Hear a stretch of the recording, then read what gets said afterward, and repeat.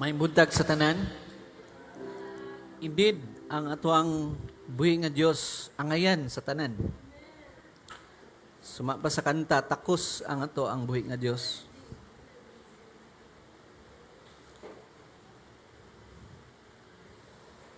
Ginhawa ta kadali.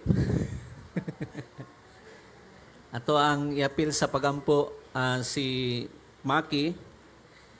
And for the rest of us nga nagaagi karon og flu, trangkaso uso jud karon. Bag-ulang naayo si Amaris, nibalik na pud dayon. Butan kayo ang kuan flu sa yaha. Si mga bata pud karon no.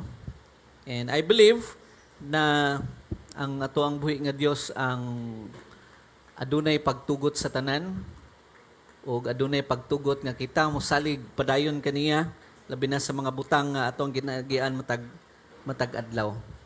Naa ta sa ikaduha nga semana sa July o wa ta kabalo mahuman na pud ni August na pud. And we praise and thank God sa mga butang nga iyahang ginapa kita kanato labi na nga ang kinabuhi nato paspas kaayo, paspas ang adlaw sa to papaspas na po na itong pagstay diri sa kalibutan. And karon hisgot na punta sa iyang pulong, but before that I request everyone to please stand sa pagtahod sa iyang pulong. Ato ang pagbasahon ang ato ang scripture, atong passage nga basihan sa itong mga pag-isgutan karong buntaga. Nga makita sa Philippians chapter 1 verses 27 to 30. Philippians chapter 1 verses 27 to 30. You can read with me through your eyes. Verse 27, only let your manner of life be worthy of the gospel of Christ, so that whether I come and see you or am absent, I may hear of you, that you are standing firm in one spirit, with one mind, striving side by side for the faith of the gospel, and not frightened in anything by your opponents. This is a clear sign to them of their destruction, but of your salvation, and that from God. For it has been granted to you that for the sake of Christ you should not only believe in Him, but also suffer for His sake, engage in the same conflict that you saw I had, and now hear that I still have. May God bless the reading of His Word. Please be seated.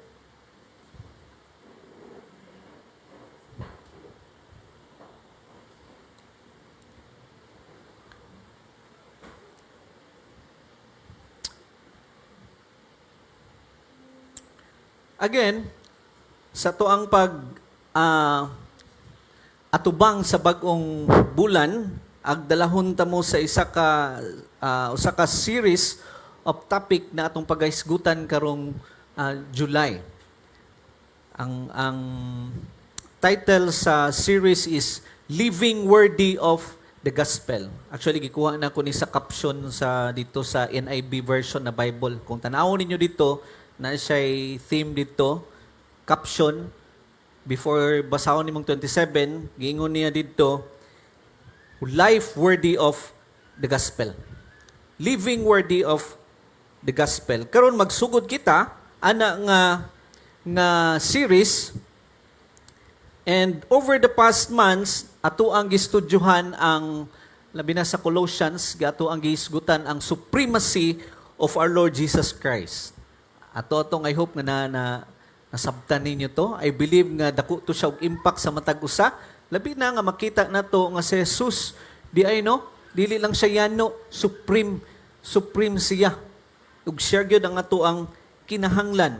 Ato apong gihisgutan before anang Colossians, atong gihisgutan ang the infallible of the word of God. Na ang pulong sa Ginoo mooy dili jud masipyat nga authority. Naatay mga authorities karon, no? Naglabad atong ulo sa mga authorities. You can follow any authorities, pero believe me, kanang inyong gina-follow away from the Bible, mapakyas gid na sila. Even right now, you can bend the law good karon. Di ba? Bend the law. Uso ko na karon ba? We can bend the law. Pero pag moingon ta og the authority of the Bible, you cannot bend.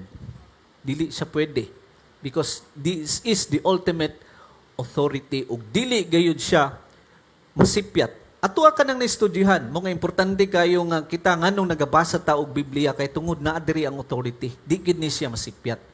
Ato apong giisgutan ang balaang espiritu, the ministry of the Holy Spirit, na dili ta gipasagdan ni Jesus Christ the moment nga iyatang giluwas nga gipasagdan alang taniya, iya hatang gibinlan og helper, ang balaang espiritu, God himself, siya mismo. Iyang balaang espiritu naa kanato aron daghan siya pagabuhaton. Isa dito pagatabangan taniya nga sabton ang pulong niya. Tabangan kita sa itong mga decision makings nga gikan haom sa authority of God. Now, those were foundational doctrines. Kung sa theology pa, foundational siya, kinahanglan siya nga mahibalan, kinahanglan nato nga mahibalan who Christ is, the authority, unsay ginabuhat sa balaang espiritu sa tua. Now, kaning tanan, importante kaayo na may balaan. O karon na pa dyan, mas importante nga kinahanglan nato tubagon. Unsaon nato ni pagkinabuhi ang mga truths nga atong nahibalan. Kay kani siya kinahanglan kaayo nga dili magpabilin sa atong unahuna. Doctrine is not meant for sa atong pangahuna-huna alone. Ang doktrina mutabang sa tua to transform us sa mga butang nga kinahanglan i-transform. And throughout the scripture, kung tanawon nimo ang Biblia, throughout the scripture, wala gyud gi-separate ni Jesus o ni God ang belief or ang doctrine, ang truth from behavior. Okay? So wa gid na siya, wala nag-ingon dira nga you do this pero okay lang na dili nimo na siya i-follow. And the gospel is not simply sama sa kung gingon, information nga kinahanglan masabtan. Ang gospel, this is the truth na muproduce gayud og transformation. Believe it or not, the gospel produces transformation. Mga daghan, ang mga nag-admire kang Jesus, labi na siyang pagtudlo, many acknowledge the Bible about the wisdom nga naa diri. A lot of people do that, even kita. Yet, ang pangutana ni Apostle Paul, kinahanglan gid nato tubagon, labi na karon. Does your life, uman naman ta dito no, adto naman ta diri sa application, does your life reflect the worth of the gospel? Ang atua bang kinabuhi naga-reflect ba ni sa pagkatakos sa atuang buhi nga Dios, sa pagkatakos sa atuang ebanghelyo, sa pagkatakos sa maayong balita. Nang maayong balita dira kabalo kita, pero kanibang maayong balita naga-reflect ba ni sa tuang mga tagsa-tagsa nga kinabuhi? And that is the question nga atuang pag-atubangon karon. Now, we believe na karong nga mga panahon na ang kalibutan naga strive, nagagukod nga ma-establish ang identity. Tama? Ang identity. Unya mahimo kana siyang priority nato aron ma-establish ang atuang atong identity. Now, people introduce themselves by their profession. No? Pag naka-professional ka, that's your identity. Nga na ang kalibutan. No? If I am a teacher, you're an engineer, you're unsa ba ka dira, unsa estado nimo sa kinabuhi. Ang uban, accomplishments like nahuman ako ani, I'm a degree holder, ingon ani ko, successful ko, Pilipino ko, Amerikano ko, pantayin ninyo, no? Pantayin ninyo, kung Amerikano ko, kung taga dito ko, medyo na ay sting of kanang prejudice nga mas kuan sila mas babata, identity, political affiliation say ato ng identity kung kaka ba ka o didi, no? Diri sa Pilipinas mag-away jud. Ay, pati tagatanaw sa Facebook ang mga political issues, no? Mag-away-away kay tungod sa identity. Kung unsa ang imong political affiliation, family background. Nang kuan biya ko, akong apelyido. Bakir na ko na si kuan kay parinti mi, family background. Mao na kasagarang identity nato. Ano confidenta nga mubuhat og butang kay tungod natay atong family background. Nay? Kuan biya ko? Ang amo ang bi kay sige pangutana dito sa office. Unsa na imong bi dira? Sir Jong, Sir Gakal. Duterte. Di gusto di lang o dato kay pag yung Duterte mura musalot dayon ng kuan ano? I mean, ingon na ang kalibutan. Identity. Wala man na siya, dili man na siya totally wrong, but the ang scripture nag-remind sa tua, labi na kita nga belong kang Christ. Kita nga mga Kristohanon, gi-remind ta sa scripture that our highest identity is not found in what we do and where we came from. Kung asa ta gikan. Our identity is found to whom we belong. Kung asa ta na belong. Okay? Mao kana siya ang adong identity. Before man ka nahimong employees, before ka nahimong employer, before ka nahimong nagatrabaho, before ka nahimong parent, before ka nahimong student, before ka nahimong citizen diri sa kalibutan, we belong to the King of Kings and to the Lord of Lords. Nga, nasabtan na to, no? Na pakyas, nagkasala ang ang mankind. Mo to nga gisaysay ni Pastor Jong, tagadto gyud ni diri ang subject gid ta sa kuan sa kapungod sa Ginoo tungod sa sala. We were separated. And here it comes, kita sa grasya sa Ginoo, gipili ta nga muduol kaniya. Gidawat ang ato ang Ginoong Hesukristo. And right now, we belong to Him. That is our identity. That's our identity. And because of that identity nga naa sa tuwa karon, ignay mong kaugalingon, I belong to Christ. Importante kay na nga maklaro kayo nimo na belong ka kang Christ. Iya ka sa buhi nga Dios. Kay tungod ana, everything else flows from that reality.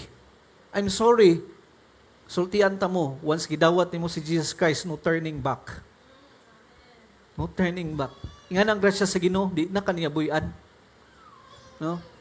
Ato nang masabtan karon, no turning back. Mo nga kinahanglan nimo na klaruhon nimo sa imong kaugalingon that that's your identity because everything nga mahitabo sa imong kinabuhi flows from that reality. Mo nga niingon ta, walay gitugot ang Ginoo nga nakalusot sa iya. Kana tong ginaagian, daghang ginaagian. Gitugot kana sa Ginoo. You belong to Christ, gitugot niya na. Igugma kay siya, oy, nga gusto gyud niya, dili gid ka mopalayo siya. Mopalayo man jud ta, kay that's our nature. Pero di gid ka kalayo siya. Mga siya, ano na naon gid kaniya, lapas na ka doy. Pak, agay, sakita, oy, labi nagbalik ka niya. Pak, lapas na ka, balik. Nga natin ka kahigugma. Mga mubunal gid dita sa itong mga anak, no? Ay, dili na ko say tawag na, di na ko makuha. One of our supervisor before, ningon siya nga kung anak nimo, dili na nimo kinahanglan bunalan. Karon nga naginikanan ako, part man gyud no, kay di man gyud siya kapariya sa tong unahuna mo. Ang iyaha mag yung pagsabot ron kay mali. Yan na pud gyud. That's why it's biblical. nga bunalan po ta sa Ginoo. Dili kay tungod ilaglag ta, tungod nahigugma siya kanato. Identity. That's our identity. We belong to Christ. Now, ang setting sa Philippians, kay mao man ni ato ang pagaisgutan karon, I think one or next Sunday sa Philippians ta. Ang setting sa Church of Philippi, nasabtan ni Apostle Paul kung unsa ang ginaagian dito sa syudad. In that city, dili pareha sa ubang cities. Kaning syudad is na consume sa pag-enjoy sa worldly identity. Like kung naa ka sa taas, your prestige, elite. Ana dito sa Philippians. Kaya nga naman, it was a Roman colony. Sakop siya sa Roman. O daghan ang mga nag-retire dito nga mga Roman soldiers o nagpuyo dito. Now, the citizens nag-enjoy sa mga pribilehiyo sa mga Romano. Nag-enjoy sila dito. Safety kayo sila dito. No? Kung citizen ka dito sa Roman, dito ka sa Philippi, taas kayo ang regard sa imuha. It meant honor. Anong panahon na? Honor. It meant protection. Security. Umuha na akong gingon, elite ka. In kasagaran ang mga tao dito, mao ka na ang ilang identity. Now, the people of Philippi, proud kaayo silang mga kaugalingon because they are citizens of the Rome. Kita po, no? Kung naata na. Sabi na itong mulambo ang Pilipinas, proud kita. Yeah? Mga karon nagaana, gusto mo atong gawas. Pwede lang, may mo tag Japanese. Dili, Japayuki ha? Japanese. South Koreans. Gi-admire na to sila, no? South Koreans. I mean, inguna na ang feeling sa mga tao dito. Their identity. Identity focus kay sila. Labi na kung citizen ka sa Rome. Ug nakabalo si Apostle Paul, ana. That's why his choice of words is so significant. Pag-ingon niya sa scripture, only let your manner of life be worthy of the gospel. Ang original na language, meaning, ana, is conduct yourselves. That's why sa NIV, ilang gigamit conduct. Conduct yourselves as citizens. Magbehave ka ba as citizens? Igamit niya na kay familiar kayo ang mga Philippians ana about citizenship that you're a Roman citizen. Conduct ka as Roman. Mga gigamit ka na ni Apostle Paul. And intentionally gigamit niya na the language of citizenship o gidirect niya na ilang attention sa mas dako pa nga citizenship nga dili kana ang Rome. Mga gi-remind ni Apostle Paul ang mga believers dito that your identity is greater than what you are enjoying right now. It's heaven. Ang heaven. Later, in the same letter, ihapog isulat dito sa Philippians chapter 3 na atong citizenship, giklaro gid niya nito, our citizenship is in heaven. In heaven. Mo nga gi-remind niya ang mga Christian dito that they ultimately belong to another kingdom. Nga na biya na, no? Kung nakonsumta sa tuang identity, bantay ta na ha, this should be acknowledged ang Ginoo. When you are consumed that you are so rich, that's your identity, it's hard to find God. Makita lang nimo pag 50-50 na ka. Mga lisod, maingon gyud si Jesus. Lisod gyud, musulod ang sa langit ang mga dato. Lisod kay musulod kay nganuman if that's your identity. May nilang pobrita. I mean, more than that, ang imuhang atong identity, we belong to another kingdom. In the same as true sa tuwa karon, kita nga mga Kristohanon na kinabuhi ta diri sa kalibutan, but we belong to no other king.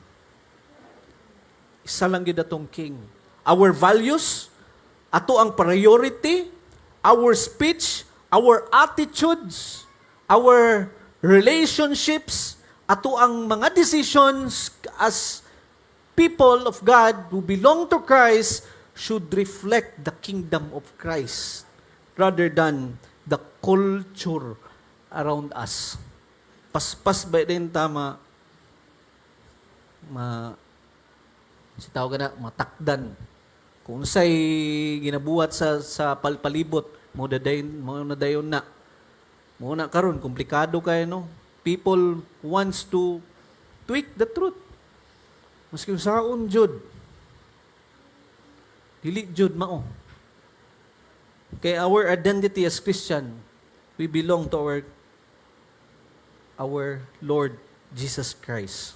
Now, before we continue, we must be careful na dili nato mas misunderstand ang words ni Apostle Paul. Pag ingon ni Apostle Paul, live worthy of the gospel. Wala siya nag-ingon diha na i-earn nimo ang acceptance ni Lord. Dili na siya mao. Kay kung mauna siya, contradict na sa iyang ginapangsulti for the rest of the scripture nga iyang sulat. Scripture clearly teaches that salvation is by grace alone. Grasya lang yun sa Ginoo through faith in Christ alone, and no amount of good works ang makaremove sa tuang mga sala. Di jud mo giklaro gina niya dito sa Romans, no? For all have sinned and fall short of the glory of God. No amount of morality can make guilty sinner mahimong matarong atubangan sa balaan nga Ginoo. Only our Lord Jesus Christ can do that. Our Christ lived that life. Ni anha siya diri, wala siya na fail ana sa pag-obey niya. He obeyed perfectly. He fulfilled God's law completely, then willingly bore God's judgment atong mga sala, imong sala, atong mga sala nato sa unahan, gikuha niya na siya ug nahimo siyang sakripisyo aron mapasaylo ta sa tuang mga sala. On that cross ug nabanhaw siya timatuod na namatay na, nalubong na atong mga sala ug dili na to i-count. But pasabot, everyone who trusts in Christ is justified. Tanan nga nituo kang Jesus Christ, napasaylo na ta. Amen ba? Gipasaylo ta, napasaylo pagyud, dili tungod o personal righteousness sa imong pagkamatarong, dili jud. But because sa pagkamatarong ni Jesus Christ, ang atong mga sala na adto sa iyaha, iha ang gidala, aron kita moatubang sa tungbuhi nga Dios, matarong na gayud. Amen? Kay mao gid na siya. Pag humana to diri moatubang ta. Kung wala si Jesus sa imong kasing-kasing, di ka matarong atubangan sa Ginoo. And that is the gospel. That's why mao na ang good news. Therefore, Apostle Paul, wala siya nagtudlo na ang good works mao'y mo produce og salvation, kaluwasan. Rather, ang pagluwas sa Ginoo nato, ang pagluwas ni Jesus Christ sa tua, mo produce jud ni siya. You cannot stop na mo produce jud ni siya og good works. Produce gina siya. Mga obedience, ang pag-obey nato sa Yaha, ang pag-obey nato sa tungbuhi nga Dios is the evidence of His grace. I cannot judge you. Dili gid ko pwede mo judge. Kay kung ibaliktad nimo to no, work, kinahanglan ka mahimong matarong, paningkamutan nimo nga maluwas ka, paspas kay maka-judge ang tao. Di ba? Paspas kang boboast, mamanghinambog ka, kay buutan ka. Kabaliktaran ni. Ingon niya dito, full short jud ka. No? That's why I don't judge people. I can only sense the evidence na makita that you are saved. Di ko maingon nga wa ka naluwas, oy. Pero maingon ko nga naluwas ka kung nituo ka kang Jesus Christ. And dili na nako na purimahon ang works nimo. Kay nga naman, muproduce jud na siya. Amen? Muproduce din na siya.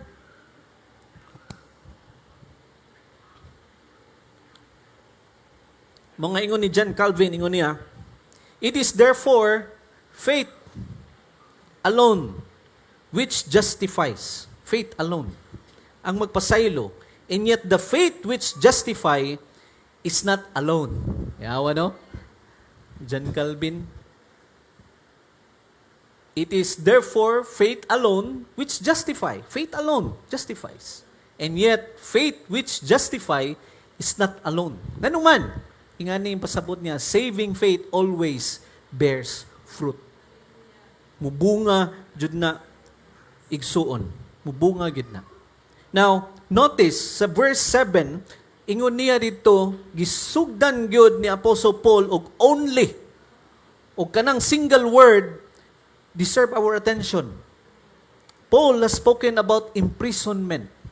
He has spoken about whether he will live or die. He has spoken about the advance of the gospel. Yet after discussing all of these matters, gingon niya dito, only. Isugdan niya only. Buot pasabot, if you forget everything else I have written na limtan nimo ang ako ang gipangsulat sa inyuha, remember this, and this is one great priority. Only, ana siya dito, only. Ingon niya, live worthy of the gospel. Buot pasabot, malimtan man nimo tanan, only conduct yourself worthy of the gospel. Ang Kristohanon nga kinabuhi, dili siya ma-measure by how much we know. Tama? Malimtan man nimo ni. Ang Kristohanon, okay? Again, ang Christian life, dili siya measured by how much we know. Or busy ta sa ministry nga itong gi-join, dili na siya mao. Measured how we live worthy of the gospel. Now, ang pangutana karon, the question is, ang ako abang kinabuhi ba? Ga-display ba ni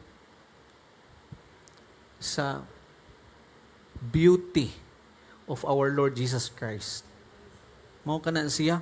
Does my life display the beauty of Jesus Christ? Because we don't belong here. We belong to our Lord Jesus Christ. We belong to another kingdom. Dili ta belong sa culture dire. Ingon ani imagine kung naa kay citizenship sa laing country, na yun, kung gikan ka diri sa Pilipinas, mag-migrate ka dito sa US, di ba? Nato yung mga mga mahimo kang citizen dito. And once nga ma-citizen ka dito, along with the citizenship, na ay new responsibilities. Tama? Huh?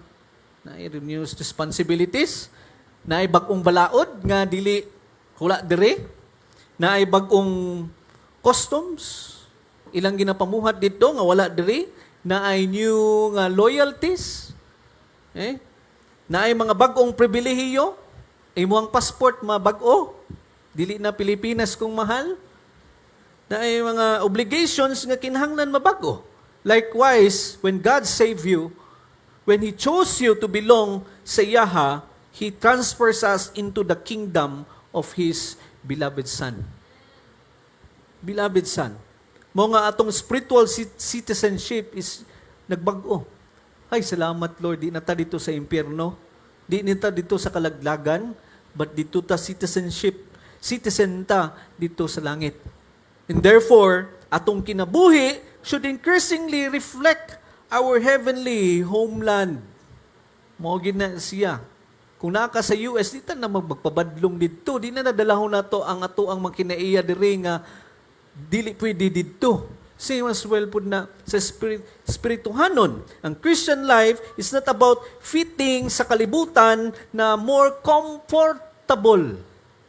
Comfortable. Ingana na gid siya igsuon. Pag Kristohanon ka, Dili ka giluwas sa Ginoo aron ma-fit gid ka diri sa kalibutan comfortably. Makomportable jud ka. Dili. It's about reflecting the kingdom of Christ more faithfully maski pag dili comfortable. Kuha na to. That's the citizenship. Ingana atong ginadala karon. Na kung niadto ka, ni simba ka kay tungod gusto ka og blessing, makomportable gid imong kinabuhi kanang wa gyud pakay, mali gyud na siya. I-bless na sa Ginoo no with kalipay, with peace. Pero kung with material things, ingon niya, we should reflect the kingdom of Christ more faithfully. As we open Philippians chapter 1, gipakita ni Apostle Paul kung unsa ang kinabuhi nga angayan. Kay angayan, takus kayo ang good news. Worthy kayo ang atong Ginoo. Ingon niya, atong gikanta ganina. Alam niya, gidi bunal eh. Worthy is the Lamb. Worthy is the Lamb. Crown Him with many crowns.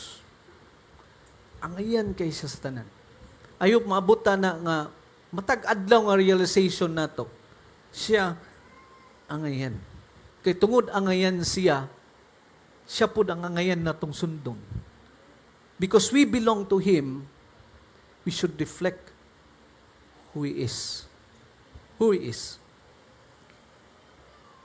Unsa ni yang life worthy of the gospel? Dili siya popularity, dili pud siya comfort sama sa gingon, dili pud siya measured by worldly success.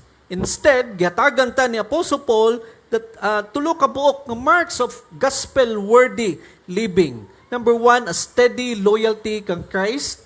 Ikaduha, united commitment to Christ's church or to the church. Ikatulo, a courageous endurance for Christ's glory. And as we will see throughout this passage, every one of this is possible only because of the finished work of our Lord Jesus Christ. Klaruhon na to ni, because God saved us, posible kaayo ni. You cannot earn it by yourself. Kung imong hunahuna karon buhaton nako ni aron maluwas ko, di nimo na siya mapakyas ka, undangi dira. Imong kinahanglan, if you did not receive our Lord Jesus Christ, you need to receive Him personally. Pero kung na-receive na nimo, belong na ka kang Christ, I would like to remind you, it's not about striving by your own. Okay? You should just need to do it because God is with us. Posible kaayo ni siya. The gospel does not merely call us to a better life. Kaya ang gospel, ang good news, ang ebanghelyo, ang maayong balita, naghatag sa tog kinabuhi, bagong kinabuhi kang Christ, and that new life begins to display ang iyahang pagkaangayan sa kalibutan. Walay laing gamiton ang Ginoo to display His reflection, His goodness and His glory. Gamiton niya ang iyahang katawhan. It includes you and me. Maogid na siya igsuon. Remember this, paminawa ni. Walay laing gamiton ng Ginoo nga mahimong reflection sa iyang himaya ang iyang mga anak nga nidawat kaniya. Ikaw ug ako, ikaw iyang gamiton. Mga a life worthy of the gospel is seen when Christ transforms our loyalty, our unity, and our courage. So here's number 1. A life worthy of the gospel displays steadfast loyalty to Christ. Steadfast, magpadayon. Loyalty pa jud, grabe no. Steadfast loyalty. But pasabot, wa joy putol na. Magpadayon gid na siya. Nga Philippians chapter 1 verse 27, ingon niya, only let your manner of life be worthy of the gospel. Now here's the emphasis. The gospel changes not only where we are going after death. Dili lang malahi na dayon kay mo man na no, sigurista man ang tao, gusto gyud di man adto masailok, dili man adto dito sa impierno. Dili biya dira taman ang pagluwas sa Ginoo sa tua. It changes how we live today. It changes how we live today. Dili lang taluwas sa impyerno, tabangan ta sa Ginoo nga magkinabuhi og matarong diri sa kalibutan. Kalibutan. Mga gisugdan ni Apostle Paul og the word only. Only. It means above everything else. Above everything else. Daghan kayo og mga importante sa kinabuhi. Isa dira ang trabaho, ang pamilya, ministry, finances, health. Yet, Apostle Paul, gingon na Apostle Paul, that there is one supreme priority. Only. Niya? Live worthy of the gospel. Bantayan na to, wala siya nag-ingon, become worthy, so Christ will save you. Wala siya nag-ingon. Rather, ingon niya, because Christ save you, kay tungod, giluwas ka ni Jesus Christ, live in a way that is worthy na mo reflect sa iyang grasya. Dili na ka pwede magpabilin dira. Kay i-push good ka, kay nang bala ang espiritu sa imuha.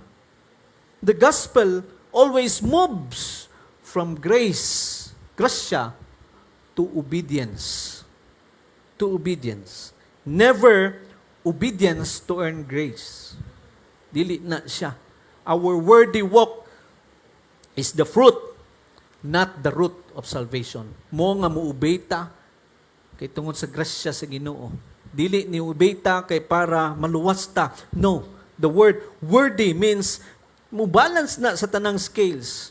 Our lives should increasingly reflect the value of the gospel we profess.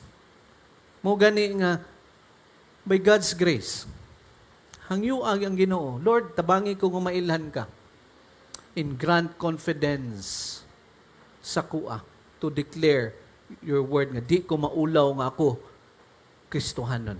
Our Lord Jesus Christ lived the only perfectly worthy life. Perfect ginya pag-obey si God the Father. He perfectly loved. He perfectly endured. He perfectly fulfilled the law. Then He gave His righteousness sa tua. The moment nga ning trust ta, ning surrender ta sa Yaha. Now, the same Christ, same Jesus nga nagluwas sa tua will sanctify us. Ato nang nasabtan no tong December, mo nang emphasis na to before ta ni sulod sa January, sanctification, the process of transformation. But pasabot dili ta intend nga diha lang ni dawat ta kang Jesus Christ. We are purposely made to be transformed and be like our Lord Jesus Christ. It is Christ reproducing His life within us. Kung nindot, kaysa sanctification, dili sa imong pagpaningkamot. No? It is by trusting Him that you are really at work. Yatagan ka niya og anig sono, gi-enable ka niya nga mo-obey. Di magid kaya, Lord, kaya na eh. Nindot ang mga simple lang testimony sa young people gahapon. Cheat. Lord, naampo lang, Lord, layo ko sa temptation. Nahimo, ging culture ang cheating sa kuan, sa classroom, mo man na. Kato nga pagampo. Pwede man di ay, nakarealize ba, pwede di magnundog, pwede kayo, God enabled you. Okay? God enabled you nga dili mahimong tikasan. Ayog panikas sigsuon. Yes, God already given you the power to escape from that sin. Panikas. Now, ingon pa ni Tim Keller, the gospel is not merely the ABCs of Christianity. Di lang hangtod ABC. It is the A to Z of Christianity. Ang good news, naadiri tanan, mao ni ang mugiya kanato to reflect our Lord. Na dili lang ang ABC is to know who save us. ABC ra dito no. D hangtod Z mo tong process of sanctification. It's a long process.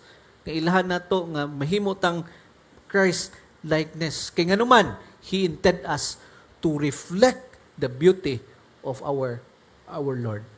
Igsuon, labi na diri sa Pilipinas karon, kinahanglan kaayo mo reflect.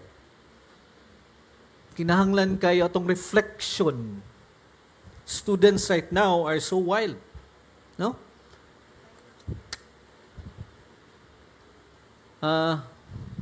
Pagka kita atong nagpinusilay sa Tacloban, sa tawag na, red alert din ang mga eskwelahan ba? Maging intensive sa pag-check. Grabe gid no? Wa tama mi kabalo. Nadagang gid gadalag kutsilyo. Napay bulang. Napay students, young people, daghan kayo si tawag na nakulong sa kasuko. Hatred. Brokenness. Walay laing gamito ng Ginoo to reflect. Be a reflection. Kita. Be steadfast. Muna karon, ang gospel raises a higher question. Does my life display my Savior? It's number 2. A life worthy of the gospel pursues unity of the glory of Christ. The gospel unites believers around Christ, not around personal preferences. The Word of God says, standing firm in one spirit, with one mind, striving side by side for the faith of the gospel. The Apostle Paul, gigamit niya ang military na language diri. Standing firm. Standing firm. This was an athletic expression na murag, a soldier nga kumuseparate ka sa company, sa imong mga kauban, vulnerable ka. Kumuseparate ka sa tapok sa mga soldier, dali kay kapatyon. Di ka kusgan. Muna ang pasabot dira ni Apostle Paul. An army standing together is difficult to defeat. Muna siya, and sa Apostle Paul changes the picture. Striving side by side. Buot pasabot, athletic expression sa masunggingon ganina. Murag teammates that they pulling together. Tinabangay. Nagtinabangay. And the church is both an army and a team. Ingana ta diri, no? Its strength dili makita sa individual na gift. Makita ang strength when there is unity. When there is unity. Notice, unsay yung nag-unite sa ilaha, nagingon dito ni Apostle Paul, dili ang personalities, dili ang traditions, dili ang preferences, dili ang culture. Ang nag-unite sa ilaha is gospel. The gospel itself. Our Lord Jesus Christ purchased this unity. That's why naay ginatawag nga church. Church. Composed of many individuals with different backgrounds, with different gifts, but with one goal, to magnify and glorify our Lord, to reach those people na gipili niya, mawala pa dira kaniya. On the cross, gi-reconcile niya ang sinners to God, then He reconciled believers to one another, and the church is one because Christ made us one. And unity is not something nga i-create nato, it is something nga kinahanglan nato i-persevere with the help of our Lord. And unity nga kinahanglan nato i-work out by the guidance of the Holy Spirit. We have different gifts, skills, o gani kaniyo, ng instruments. Lahi ra jud pag magdugan tanan. Try bitaw ko ana kana akong nag-record ko. Isulod na ko sa do ang tawagan na. Ang ako ang record nga gitara nga ako lang pag mudungog ko, pangitaw keng keng keng keng keng keng keng keng. Pero pag ibutang na ko silang tanan, so nice to hear. So nice to hear. Mo nga ingon dili pud pwede nga tugtugon nimo tanan. Tama, no? Kapoy kay Noy. Pero kung in live, dire, kita ninyo ganyan na, gihangak ko. Ngita ta ampo pataglaing drummer, no? I mean, di na ako matugtog tanan. Tama? You can only play isa. Isa lang, Jude. That's why we need our brothers and sisters. We need you. We need each other. That's why ang church is intended to unite. Aron maka-create, maabot ang goal. Alone, they produce individual sounds, but together, create beautiful music. Same as well sa church. The beauty is not the sameness. Mga di kita magkapare-pareha diri. No? Ang beauty is harmony. Togetherness. Mga nana sa to ang class 101. No? In essentials, unity. Sa mga importante kayo, we unite. Sa mga non-essentials, liberty. In all things, charity. Now, mga igsoon, as Christians, as believers of Christ, unity requires humility. Magpinaubsanon. Kinahanglan po siya og forgiveness. Kinahanglan og patience. Serving one another. Kinahanglan nato ni because every division weakens the church witness to Christ. So, giklaro dira ng Apostle Paul, God enabled you to unite, be united. In order, the community, makita nila na ngayan ning ato ang ginarepresenta diri, we should live na united. Amen? Amen.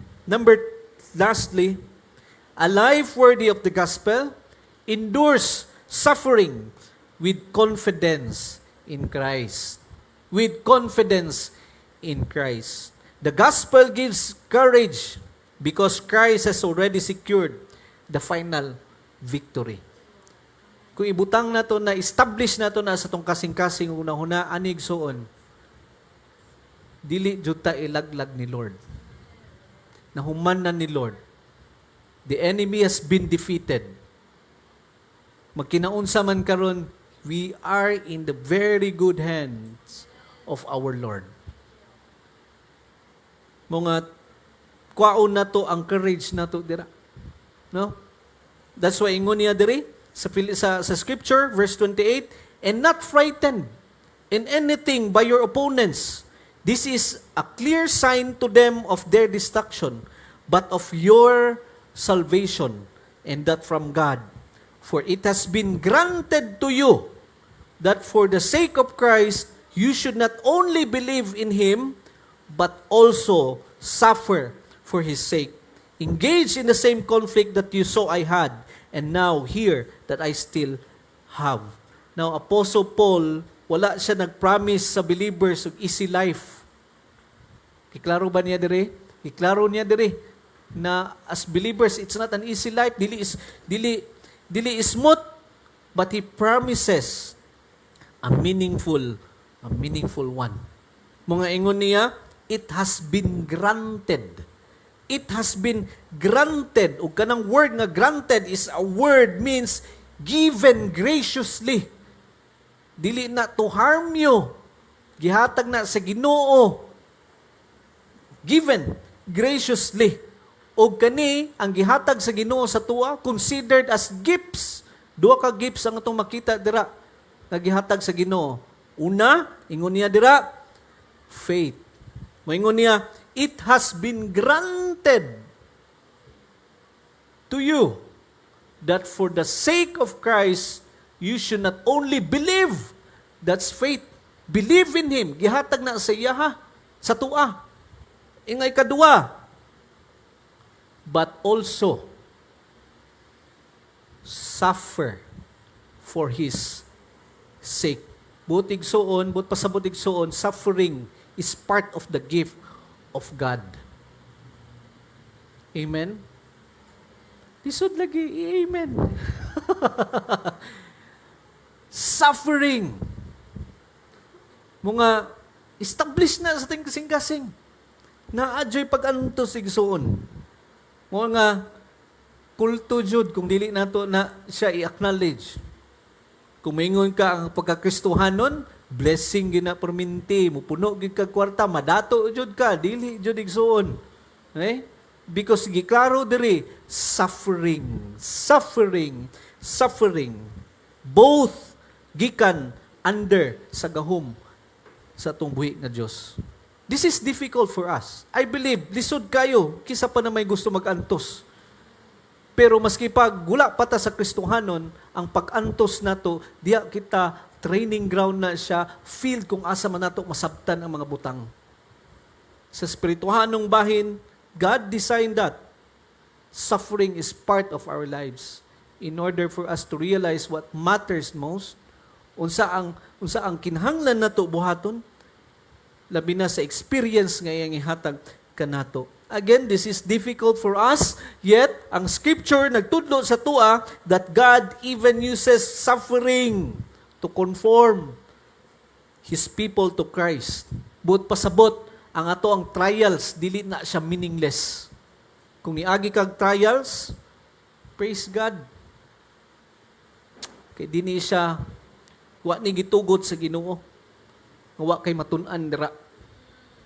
Gitugot na sa Ginoo kay aduna siya nindot nga ipahibalo kanimo kung kinsa siya. Jesus himself walked the road of suffering. Rejected, mocked sa iyahang pagkinabuhi diri, before siya na crucify, he was beaten, then crucified. Yet through suffering came resurrection. Likewise, ang Christian hope is never based sa present comfort nato. It is always based on the risen Christ. Buot pasabot, namatay suffering o trials karon, God already declared victory. Gubuton man ka sa demonyo karon, God already ingon siya, that's my child. Ako anang anak. Nothing can separate. Walay laing langkat jud sa kong anak, sa kuha. Because I conquered the death. And no suffering can separate believers from His love. Wala giding diamond, no? Di gidi na matawag diamond kung wala gi-pressure. Moday na siya. Gabi gid ang pressure. Likewise, mga nang gingon sa mga people gapon, sa may kanang kuan, suffering nimo as a student, pressure. Pressure jud. And because of that pressure, God is preparing you to become a diamond. Diamond. God often shapes Christ-likeness character through seasons of hardship. The pressure does not destroy His people. I-make sure magina ni Lord. Magay si Job, ingon niya ayaw, ayaw patya. Sige, i-pressure na siya. Ay lang ko ayang kinabuhi. It means, but pasabot, don't destroy my child. Don't destroy. In His hand, it refines them. Mo nga na-refine kay si Job. No? Natanggal ang mga, pati ditong mga pamilya nga kuan siya ha. Kanang gina-reject siya. Gitanggal part dito sa pagtanggal ni Lord. Ang mga kabtangan, no? Pag human atong mga trials, maski pag amidst of the trials of Job, ingon gud siya, Lord, di na ko masabtan. Wa magikuy unsa magisala na ko sa imuha. Pero I believe that you are sovereign. Diamond. In His hands, again, it defines us. Agustin of Hippo, ingon niya, God had one son on earth without sin, but never one without suffering. Grabe na yung mga wisdom nila, no? Ang observation nila sa scripture. Walay bulak-bulak. These are the church fathers before. Augustine, God had one son on earth without sin, but never one without suffering. As Christian, as believers of Christ, ang atong confidence is not in the absence of trials. Our confidence is in the presence of our Lord Jesus Christ. Munga ang cross mag-remind sa tua that suffering is never the end of God's glory. Resurrection always has the final word. Buot pasabot kung naam ka karon amidst of suffering right now, look at the cross. Look at Jesus Christ, the resurrection. Ingon niya, it is finished. I'm alive.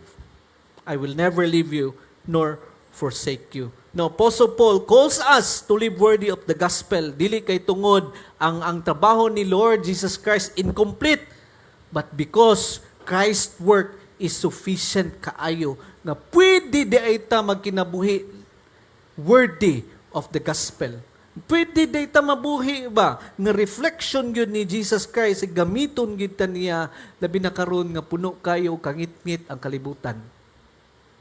Puno kay kangit-ngit. And a worthy life, dili ba siya perfection. It is a life nga increasingly shaped by the one who died and rose again. Buot pasabot sa pagpadayon na to respond sa tong buhi nga Dios, He is the one helping us, shaping us. Natabangan kita na mahimong reflection niya. When the church stands firm, when believers walk in unity, when we endure suffering with hope, ang kalibutan, magtanaw ka nato, kung makita nila nga, worthy is the Lamb. Mga bitaw, sa mga pagano tong una, wala man silang na-convert sa puno o kaalam sa mga katawhan. Ang mga pagano tong una, daghan kayong na-transform, daghan kayong nidawat kang Jesus Christ, kay nakita nila ang ilang unity na simbahan. Nakita nila na nagapadayon sila og tindog amidst of persecution. Nagpadayon sila walk in unity. And despite the suffering, nganong naaman ni sila genuine nga kalipay. That's why a lot of people, a lot of Gentiles, the pagan people who worship other gods, bow before our God and accepted the Lamb of God, our Lord Jesus Christ, and cried out, "Worthy is the Lamb, worthy is the Lord, our God." The greatest motivation for holy living is not fear. It is seeing the beauty of our Lord Jesus Christ. So on, as I close now, He is worthy. Ang ngayon siya, kinahanglan nato na makita, ask the Holy Spirit, Lord, kung wa nimo nabating nga ngayon siya karon and then you receive our Lord Jesus Christ, iampo na sa balang Espiritu. Lord, show to me. Ipakita gayud sa kuha. Nga mo bow down ko before you that you are worthy. You are worthy. Our Christ is our King. He is not just a king, pero siya, He is faithful king. Matinud-anon siya. Siya ang nahigugma kanato. Grabe ang pahigugma niya sa tua. Mo nga gihatag niya ang kaugalingon sa tua. Therefore, the encouragement, let us live lives worthy of His gospel. Bring this question to you this week. 3 questions. Reflect on it. Does my daily life reflect the word of Christ gospel?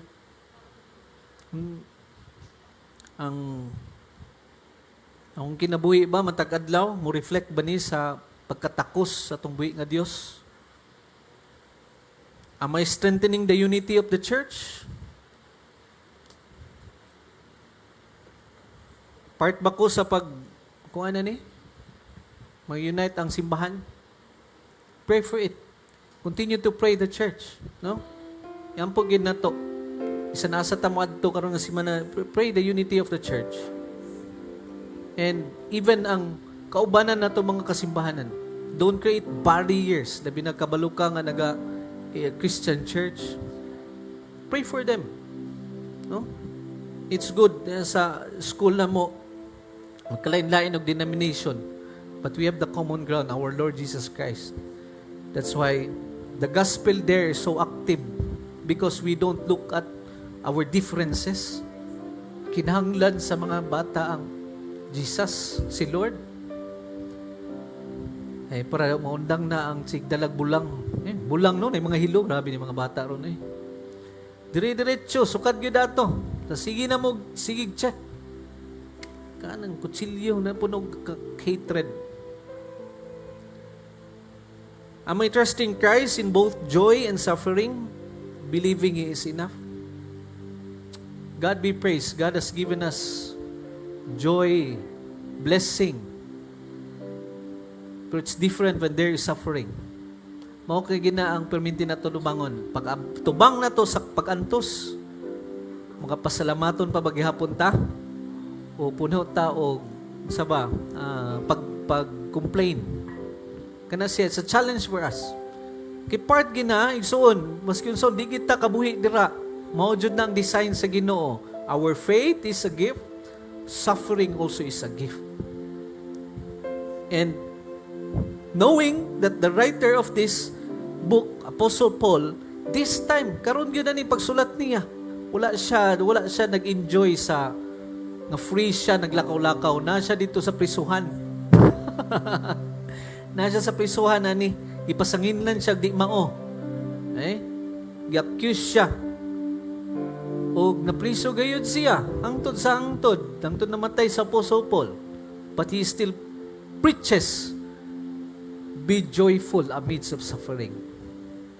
So mga igsoon, this week, make suffering, as you encounter the suffering, take it as a gift na ay pagtulunan ang Ginoo diya. He wants you to live a worthy life, worthy of the gospel. Amen? Let's bow down our heads.